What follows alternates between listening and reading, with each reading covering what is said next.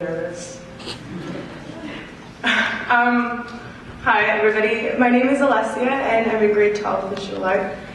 That's not too loud. I think up until the end of last year, I wasn't really sure, or not last year, the end of grade 10, I wasn't really sure what art meant to me. And it was quite pathetic to really just watch me try and make meaningful things because I really just had no idea what I wanted to talk about. And once I did think of something, I couldn't really find a meaningful way to convey that idea. And so I took a considerably long break from making art to really think about why it is that I make it and what I want to talk about when I do make it. And one thing that I realized during this time was that art is a lot more important to me than I initially came into this school thinking that it was. And I think one of the most important realizations that I came to was that there's no way that I can ever expect to make art that will be anything like the artists that I look up to who are in their 20s, 30s, and even 40s, 50s, 60s, 70s, 80s, 90s.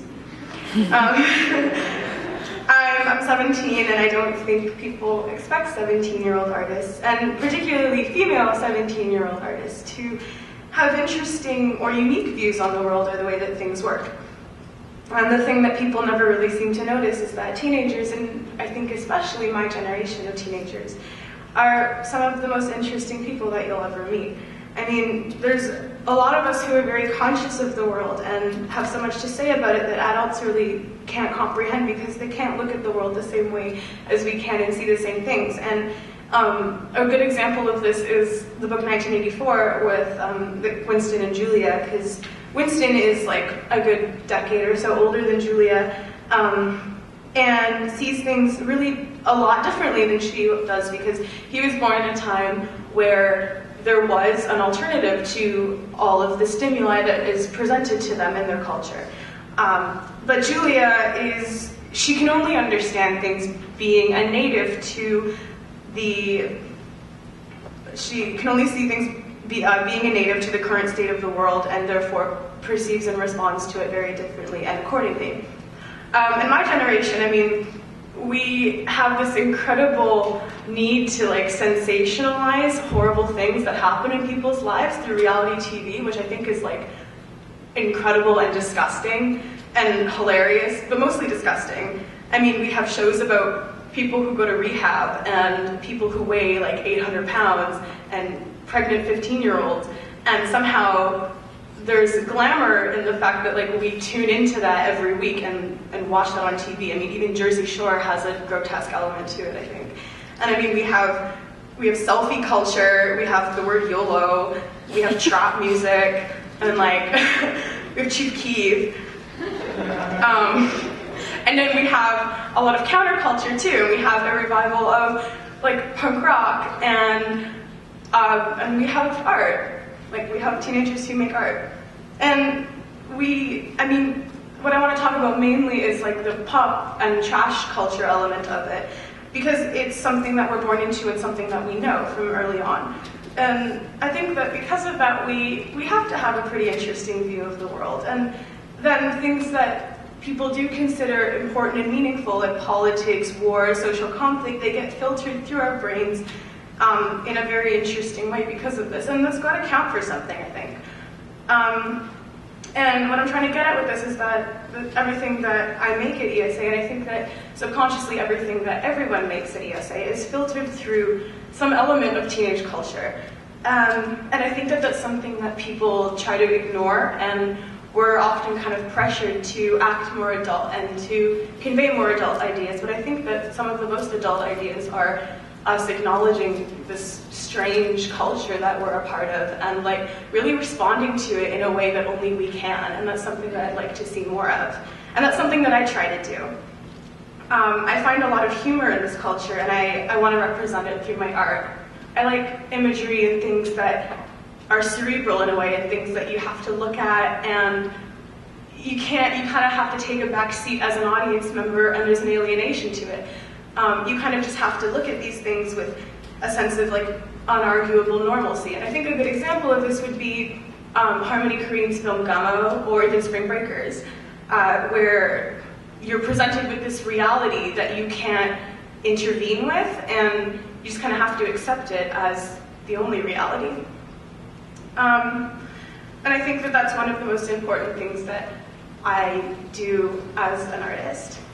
Another important part of my work, besides it being an extremely personal thing, which I will get to in a minute, is this idea of institution that I like. And I mean, we have that with media and with culture. We also have that with religion, which is something that is important to me personally because it's something that I have a very interesting relationship with, and something that I've kind of accepted conceptually, and I'm just sort of exploring, both with my art and, like, I guess intellectually. I don't know. It's sort of like how I compare things like religion and politics and pop culture to other things that shock and appeal to me, which would be like aesthetics that I find personally interesting to deal with, and of course my own personal experience, which is what I'm going to talk about a little bit now. So for me, like, art is a really big psychoanalysis, and despite all of the external references and everything, it always comes back to being a means of me understanding how and why I am the way I am, and piecing together bits of my life, and putting together family memories and experiences, and trying to create this direct path for myself, almost like a skeleton.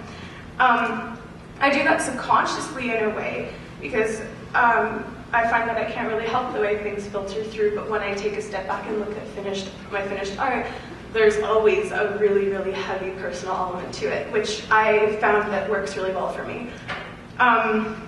So every piece of art that I make is another piece of me on so many levels, and it's helping me sort of figure out why I'm here. And my friend Hannah once called my art and the themes that I deal with masochistic nostalgia, which I sort of interpreted as a fancy way of saying existential crisis. That was a joke. I've thought a lot about why I think this way, and why I like to document things, and why I have such a fascination with keeping relics from experiences and bits of culture and kind of hoarding them in a way in my art. And I think that it kind of translates to a fear of death and a fear of not leaving a legacy in a way. Not a legacy, that's kind of a charged word, but just something for people to see when you pass on. And Thanatos, which translates to fear of death, is a driving force in every human's mind. In Freudian terms, it's part of our id, and it's one of the basically driving forces in everything that humans do. And this fear of death has manifested itself inside me, and is the reason that I make art, and more importantly, the reason that I'm really bent on trying to preserve and monumentalize everything that I come across. And I want to figure myself out through the art that I make. I mean, we're going to die, and I'm going to die and leave all this art behind, and that's, I guess, part of the human condition. And I'm trying to understand the world that I live in now, and how I fit into it, and why I want to leave all this art behind. And it's basically because I don't really want to think about dying. So I'm going to finish with a passage from one of my favorite books, and it's Robert Heinlein's Stranger in a Strange Land. And it's a conversation between the man from Mars, Valentine Michael Smith, and his lover Jill. And in this scene, he's learned to laugh for the first time. And he says, "This is hard to explain, because you have never lived as a Martian for all that I've told you about it. On Mars, there is never anything to laugh at. All the things that are funny to us humans either physically cannot happen on Mars or are not permitted to happen. Sweetheart, what you call freedom does not exist on Mars. Everything is planned by the old ones, or the things that do happen on Mars which we laugh at here on Earth aren't funny because there's no wrongness about them. Death, for example." And Jill says, "Death isn't funny." And he says, "Then why are there so many jokes about death?" Jill, with us as humans, death is so sad that we must laugh at it. All those religions, they contradict each other on every other point, but every one of them is filled with ways to help people be brave enough to laugh even though they know that they're dying. And I find a lot of truth in that. I mean, there's really not much more we can do in our lives than create beauty and humor in it, because life is really a slow death. And if I can capture the world and all of the culture inside of it through my filter, and monumentalize the things that I think, deserve to be monumentalized and leave that behind for people to look at and understand, then maybe I will never really be fully dead, because a small part of my life and my mind will rest in someone else's in the form of art. Thank you.